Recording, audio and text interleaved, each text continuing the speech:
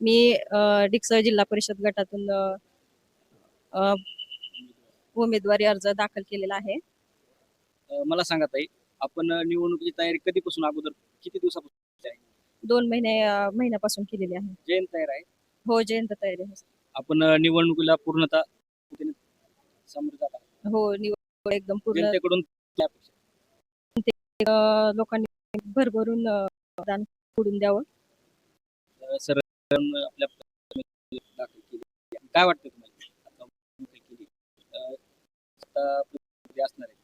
तुमचं प्रतिस्पर्धकांना किंवा त्यांचं तुम्हाला काय आव्हान असणार आहे? खरं फौजी शक्ती सेना महायुतीचा घटक पक्ष आहे.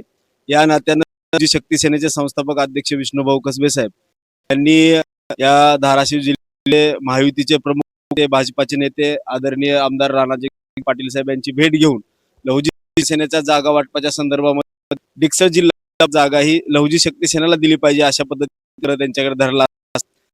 दादा दिल्यामुळे आणि या ठिकाणचे कळंबचे शिवसेनेचे नेते आदरणीय अजित पिंगळे यांच्यासोबत झालेल्या चर्चेच्या अनुषंगाने आज सेना आणि भारतीय जनता पार्टी यांच्याकडून लहुजी सेनेचा उमेदवारी अर्ज दाखल केला आहे. मला निश्चित या ठिकाणी सांगताना आनंद होतोय की नक्कीच जिल्हा परिषद ही जागा मला देण्यासाठी महायुती नक्कीच विचार करेल. मला माहिती आहे की जागा मिळाल्यानंतर आम्ही जे गेल्या 22 वर्षात काम करत आहे त्या भरोशावरती ही निवडणूक आम्ही लढवत आहोत. नक्की या ठिकाणी विजय आमचा होईल. म्हणता की महायुती सरकार निवडणूक लढ म्हणजे तुम्हाला एबी फॉर्म त्यांनी द्यायला पाहिजे होता. एबी फॉर्म आपण नाही का सोबत? बी फॉर्म जोडलेला नाही, तो बी फॉर्म आपल्या उमेदवारी अर्जाला जोड. आणि निवडणूक तुम्ही कोणत्या क्षमतेने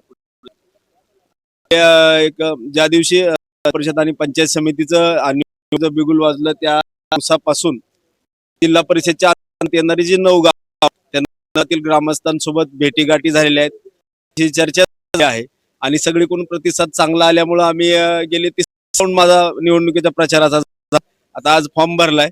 27 तारखेच्या नंतर 28 तारखेला बहुधा या ठिकाणी प्रचार होईल.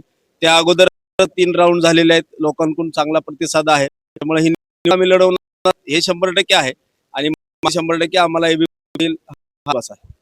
जिल्हा परिषदेवर सत्ता कोणाची येईल? 100% महायुती.